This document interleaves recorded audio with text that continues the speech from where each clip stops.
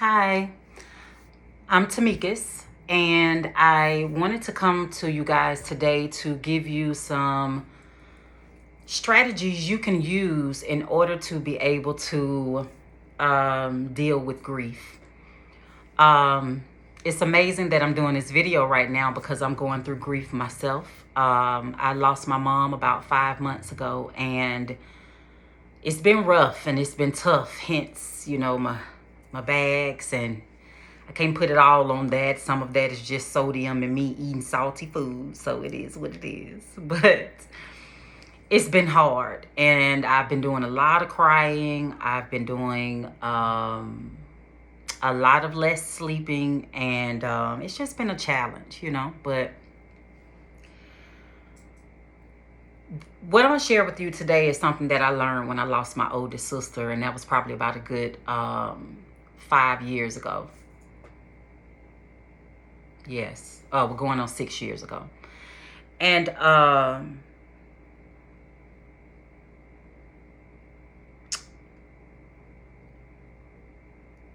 just realized that I just missed my sister's passing anniversary this week.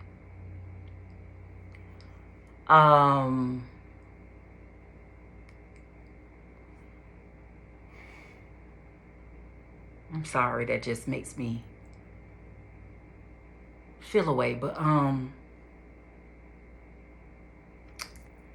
so let me give you guys this strategy.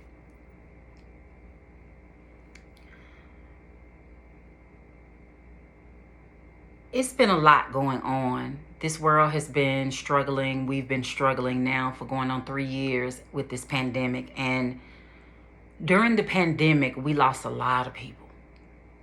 A lot of people. Over 2 million people. But yet, people try to say the pandemic ain't real. I'm going to leave that alone. But during this time, you've had some people who have lost multiple family members, right? Family members, friends, and it's just becoming overwhelming dealing with the grief that comes with losing someone. And when you've lost multiple people, different things can occur. For some people, as they lose, they get better. For some people, as they lose, they get worse, right? For some people, as they lose, they can, the life lessons kick in, the use of coping mechanisms and kick in. For some people, they go back to old behaviors of how they've handled grief in negative ways, of utilizing alcohol and marijuana and sex and shopping and emotional eating and all of these things, right? If you're someone who has lost several people, I want you to analyze, how did you deal with those losses? Did you get better as you lost, or did you get worse? And some of the things you want to consider with this is, if you got worse, that means that you lost person number one. It was hard, struggled, may have, set up some depression, maybe some negative coping mechanisms. It affected you on your job. Irritation, aggravation sets in that second loss. Right? You get frustrated, you start getting mad, challenging your belief system, all of these things, right? And you lose the third person. It's like, okay, God, I can't take it anymore. This is too much. I can't handle it all. And you just keep spiraling low, down, depressed, right? But for some people, as they lose, they do better, right? And so for those who struggle as you keep losing people, I want you to understand that if you're using negative coping mechanisms in order to deal with these losses, and you keep going back to those negative coping mechanisms every time you lose someone, And the use is becoming more and more emotional eating, more drinking, more smoking, more anger, right? Resentment. I need you to understand that it's easier to go back to the old way, right? Because it's familiar. You've been here a couple of times, right? You know how to navigate it. Even though you're not navigating it positively, you're navigating it, right? You may not be able to see you're not navigating it positively, but maybe others on the outside looking in, your family members, your spouse, children, friends, can see you're not dealing with it properly.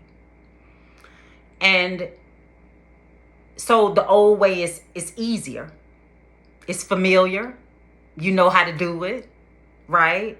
It's something you've been leaning on to hold you up during some of the hardest times. Because in that third loss, it's a whole new loss.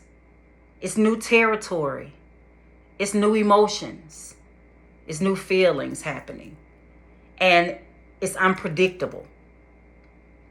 You hadn't been there before with this fourth or third or fourth loss, because even though you've lost 3 or 4 people prior, each loss is different. It brings something new each time. So that new way of trying your best to utilize coping skills, positive ones, right? Instead of looking up a therapist and going to therapy to work with a therapist with the grief, instead of leaning on your family and friends and allowing them to be there for you, it's easier to go back to the old habit, the old negative coping mechanisms, right? Because that's what you're used to leaning on when life gets hard, right? When it starts to challenge you and you start to feel like you can't deal with it. And so what I want you to understand with this is, with every loss, there is a newness that comes with that. And that newness is a new opportunity to try to deal with it differently, better, healthier, right? So if you see a trend in the way that you are coping with your grief and it's not looking good, and you feel like you're losing yourself, it feels like you're spiraling out of control. You've never drank so much before. You've never smoked so often, right? You never cried so hard. You've never been so angry with your creator, right? It's familiar, the negative coping skill. It's easier, but it ain't better. It's not better. All it's doing is tearing you down bit by bit. It's intervening in work. You find yourself aggravated, frustrated, pissed off, mad, sad, just frustrated, angry. All of these emotions, and you just don't know what to do with them. And all I'm going to ask of you is, consider this, because this is what I'm working to do. This is what I did with my sisters, losing my oldest sister. And this is what I'm working to do with losing my mom. This one is harder for me, right? I lost my sister, and man, that loss was, I can't even put it into words. Like, it still hurt. Like, at the top of this video, like how I was like realizing that I overlooked her passing this week. And it makes me emotional because I'm trying to deal with losing my mom, and she's been really heavy on my mind this week. This last 3 weeks has been very hard for me. But I push forward, And what I'm working to utilize with losing my mother that really helped me a lot with losing my sister is I realized that when I lost my sister, I was pissed off. I was angry. I was upset. I was all the negative feelings that you can have. I was feeling it all. And one of the things I realized is, we were able to take my sister home for 3 months on hospice. And the day that we were taking her home, I remember walking into the hospital and my other sister told me that my oldest sister decided to sign the DNR. And when I found out that she signed that, I was so angry with her. Like, I was so angry. Because in that moment, all I could think about was me. Right? My loss. What I was getting ready to lose. I was upset because I didn't want to lose her. I did not want to lose her. I wanted her to fight to the end. I wanted God to swoop in and create one of his miracles. I just knew that I did not want to lose her. And so, I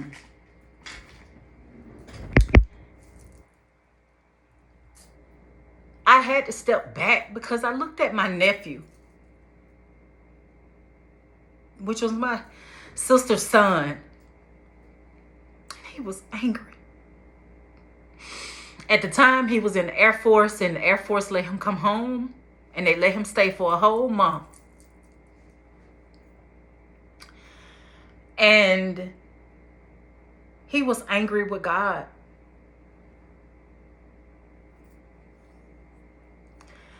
And what I did not want was for him to stray away from God because he lost his mom.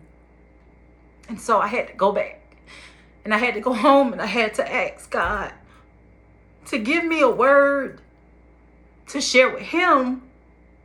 But at the same time, I needed that word too, because I was angry as well. And what God helped me see was, Tamikis, this loss is not about you. This loss is about me and your sister. When I brought her here under a covenant. And that covenant was between me and her.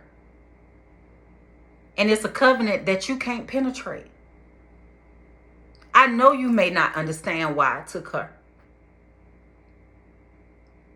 But I need you to understand that that covenant was made when I brought her here. So this is not about you. This is between me and her, right? Like, that's what I heard God tell me. And so in that, I realized that I was making the loss about me. What I was going to lose.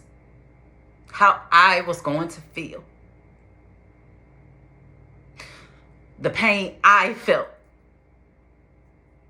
How angry I was. You see the trend? The eyes, right? But then I realized, what God said to me, and I shared that with my nephew.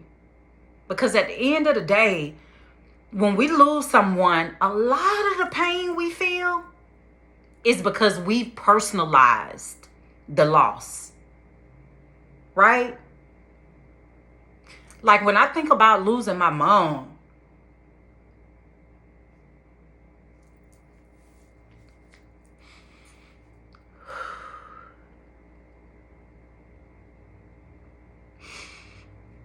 all I was saying was, how could you take my mom? My mom. How could you take her from me? That's my mom. And I recognized while talking with my client today,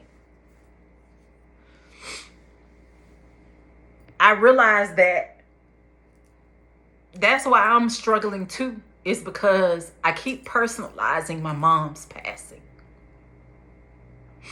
And I have to remind myself that my mom's passing is not about me. So every time I personalize it by saying statements like, why would you take my mom? You know, like anytime I personalize it with the eyes, I'm just so angry. I'm just so pissed off. I miss her so much. I just want to call her. I. But guess what? My mom was everything and is everything to me.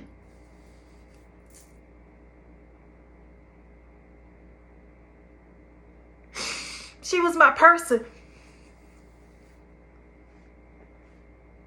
She was my person.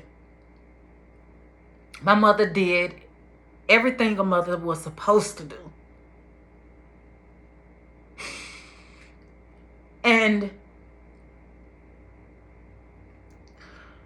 I just can't even put into words the love that I have for my mom.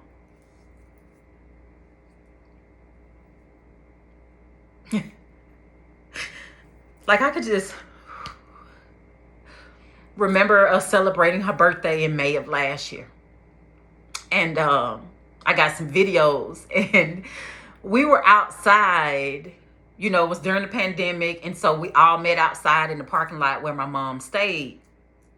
And so we showered her with gifts and balloons and flowers and all of this. And I have a video of her and she's like, you know, we're like singing happy birthday. And she's like, yeah, yeah, yeah, yeah, yeah, yeah, yeah. You know, and she's like dancing around in a circle.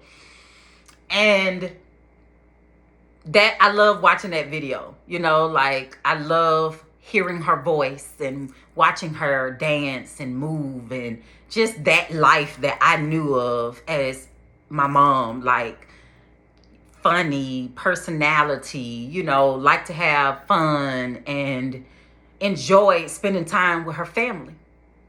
She loved us so unconditionally. She loved her girls. She loved her grandkids. Every last one of them. Every last one of them. And when I think about my mom and the memories that I have, I can't help but to smile. And I don't know if you saw my shift throughout this video. But when I stepped away from the I statements and personalizing the loss and just talked about my mom in a positive sense, right? Like when I think of my oldest sister, she used to wear these big old hoop earrings. Everybody knew her for that. And I have a pair of her hoop earrings at home.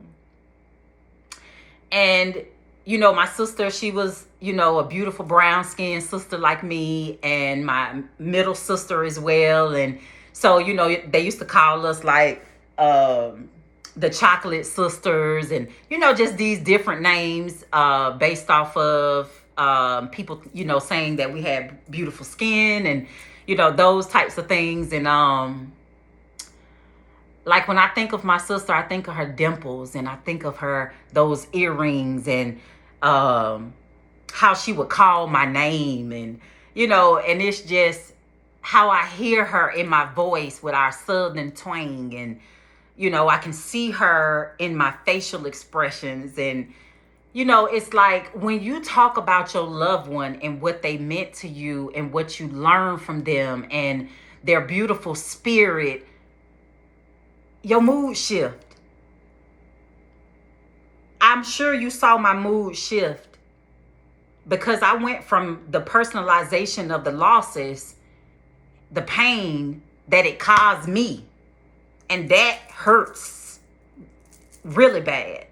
But when I shift my focus and I started talking about the goodness, the love, the memories, the positive memories, the unconditional love, the dimples, the earrings, the dancing, the pretty skin, the love, my whole demeanor changed. I started smiling. My tears dried up. Right? And that's what I want you to take from this video. When you feel your worst after losing a loved one, check in with yourself to see, are you personalizing the loss? Because if you're personalizing it and you're making it all about you, granted, it is about you now. Don't get me wrong. It's about me because that was my mom. That was my sister. You know what I'm saying? And it's about us, but it's not about us. I hope you understand what I'm saying. But I recognize that when that grief hit and it hits heavy, it's during the time you're personalizing the loss. But when you talk about those good memories, when you talk about the voicemails you have, I have voicemails of my mom saying, I love you. I have voicemails of her telling me happy birthday. On my birthday this year, I can go listen to that and hear my mom tell me happy birthday.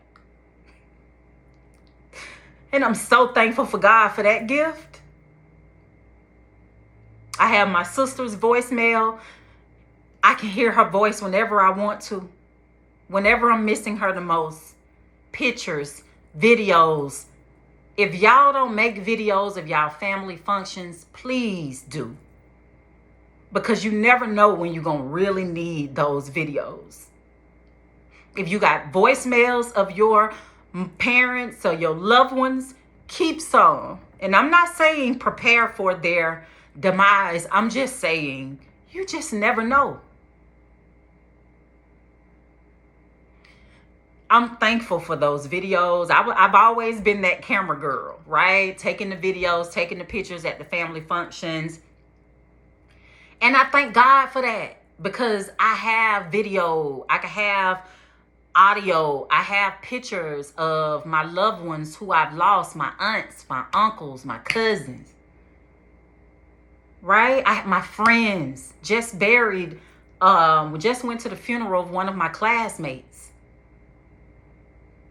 I got pictures of me and Jan, like at our high school day. We'd have these high school days every year, and we'd have this big barbecue at the high school. And I remember me and her, and we're frying fish in the picture. And so just see it. I smile every time I think of good memories. Because as they say, it's not the born date, it's not the death date. It's that dash in the middle. And that dash is the part that we have to celebrate. That dash is the part that we focus on. The goodness of that dash. Not the death day or the death date. It's significant, right? Because I do keep up with the death date of the anniversary of my sister's passing. But this year, it just went by because I'm dealing with grief from losing my mom. Right? And so I just want you guys to learn how to do that shift. When you're down and you at your lowest and you really missing your loved one, just check in with yourself and ask yourself, am I personalizing the loss at this time? And if you find that it's a lot of I, and it's all about you and your feelings in that moment, shift it. Start thinking about the goodness, what you've learned from your loved one. What did they leave you? And I'm not talking about materialistic stuff. I'm talking about, what did they leave you in here? What did they leave you in here? What did they leave your children, your siblings, the rest of the family? What did they leave? That goodness. Okay? So if you check in with yourself and you see it's you are personalizing it, just go pull out some pictures. Go listen to some voicemails or some video, right? Go think of memories that makes you smile. Instead of focusing on the hurt, the pain, the emptiness, the feelings of abandonment, sitting on that, it just keeps us in pain. And I'm going to be honest with you, that I've been stuck there. And I'm still there. But I'm working on pulling myself out of that. I'm working on minimizing the personalization. I'm working on finding ways to honor my loved ones. And that takes me away from the personalization too. Right? So I hope that this helps just one person, because it's definitely helping me.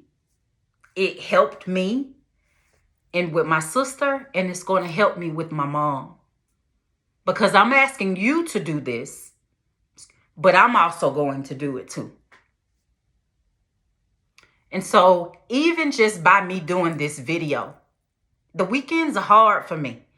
Today is Friday. It's the end of my day. I got 2 documentations I need to do. And after I do that, I'm going to go out and try to catch a little bit of that sun. And I'm focusing on creating a garden for, in memory of my mom, right? In memory of my sisters and everybody that I've lost, because my family, our roots are in farming, right? My mom, she grew up on a farm. So this was one of the things me and my mom was going to do. We were going to do this together. You know, that was one of my last conversations with my mom, us talking about starting the garden. I was telling her how much I wanted to do it. And she was like, yeah, I don't want to farm, because I've been there, done that. But I would surely help you start it off and, you know, work with you with it. And I was, so excited about it. So excited about it. But now she's not here. She's not here to do it with me in the physical sense. But every time I go to Home Depot, every time I buy seeds, she's there, shopping with me, guiding me on what to get and what I should plant. I just had some of my seeds sprout up this week and got little leaves, and I'm excited about that, because that's life. And for me, it's an extension of hers. That's another way of dealing with grief, is finding a way to honor your loved ones. You know, try to do some things that will, my garden is Nellie's garden. My daughter bought me a beautiful pitcher with mason jars, and each mason jar has one of our names on it. So she put all of my mom's grandkids and all of my mom's kids' name on a mason jar, and it has like hummingbirds around it, and at the bottom it says Nellie's garden. And I feel so good creating this garden. It could be a little stressful because I'm gonna keep it real. I'm not a bug girl. I don't like bugs. I don't like worms. And that was part of what I was looking forward to with my mom, because I don't like bugs. But I'm willing to put them old fears to the side for Nellie. And I'm excited about this garden, So I'm not going to make this is already a 30-minute video. So I'm going to go ahead and wrap this up. But my last piece of advice I do want to share with you is to think about this. I'm looking over to the side because I have my notes from my session with my client earlier, and I was writing these things down. I want you to work on self-awareness, because that's what all of this too is about, right? You being aware of your emotions, your mental state, aware of, are you personalizing, and being aware of switching and shifting to a more positive mindset, right? And focusing on the dash versus the death date, right? A lot of times people will ask the question, God, why me? Why is all this stuff happening to me? And I'm here to ask you, why not you? Why not you? Why can't it why can't it happen to you?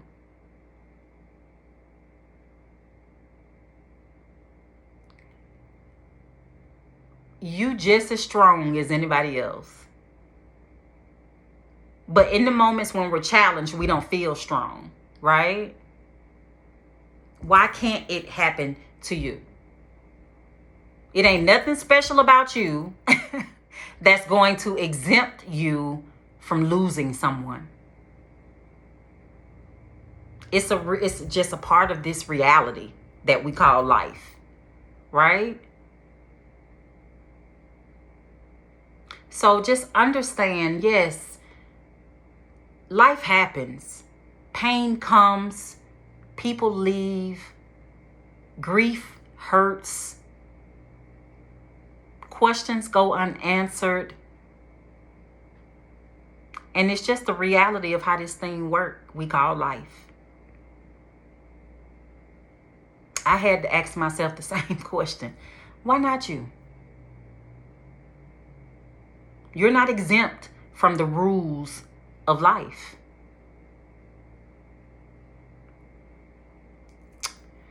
So that's it, y'all.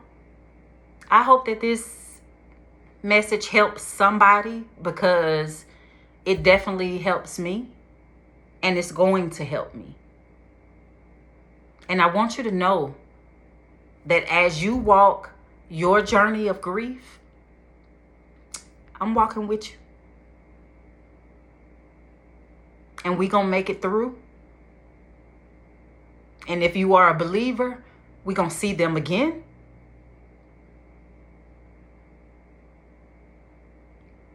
But it will get better. Grief, that pain, it don't leave. We just have to learn how to grow around it. It becomes lighter to carry. But if you don't do anything, give yourself the time and the space to grieve. If you want to cry, cry. It does not mean that you're weak, you a punk. No, it means you're human. And it means that you have a heart. Men, I'm talking to you. Cry. It's one of the strongest things a man can do. And that is deal with his emotions. It's okay. It's okay to not be okay. It's okay. And if you ain't okay, say that if somebody asks you, how are you? When people ask me now, how you doing? My answer is, I'm just taking it one day at a time. I'm struggling. I'm not okay, but I'm dealing with it. Just because you're not okay don't mean you're going to lose yourself. I'm not okay. As I make this video for you, as I show up for the last 5 months for every last one of my clients, I'm not okay. And it's okay. And what I love about my clients,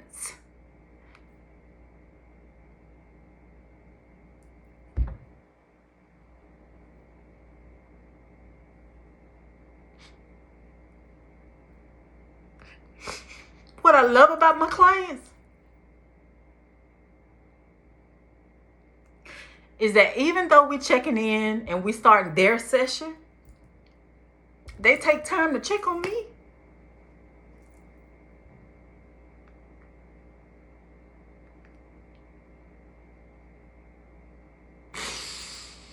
And that means so much to me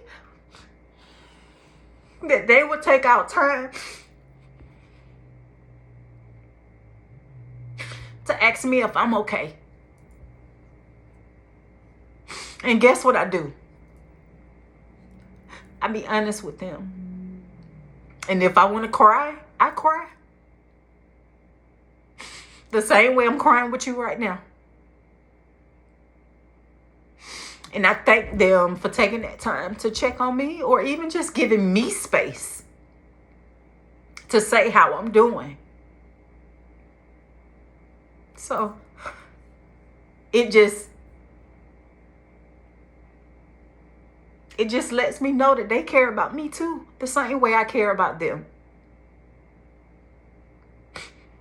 No one has had any issues with my grief while I'm in their sessions. If we're talking about grief, like if a tear rolled down my face, like they are just so forgiving. And if any of my clients see this video, thank you. And I know I thank you in session. But thank you for caring about me the same way I care about you. Thank you for checking up on me the same way I check up on you. So you guys, take care of yourself. Grieve. Just try your best not to grieve in a negative way. And if you know you are, I need you to go and find you a therapist today. I have a therapist. Because this grief is too much. Losing my mom and my older sister in 5 years. In the same 5. That's a lot for me. So if you don't grieve now, it's going to come get you later. It's called delayed grief. And it will come and get you later, I'm telling you. A lot of times we'll just try to keep busy and move on. But guess what? 5 years, 10 years from now, that grief gonna hit you like it just happened yesterday. So give yourself the space to grieve. It's okay. It don't mean you weak. It's a piece of vulnerability. And vulnerability is not something to be afraid of. It's part of what makes you human. It's a large part of your heart, right? So I'm going to go. But know you're not alone. It's a lot of us out here walking the same journey with you at the same time. And guess what? We're going to be okay. We're going to be okay. All right, you guys. I love you guys. Peace and blessings. And I'll talk with you later, all right? Have a good one. And I love you. Bye.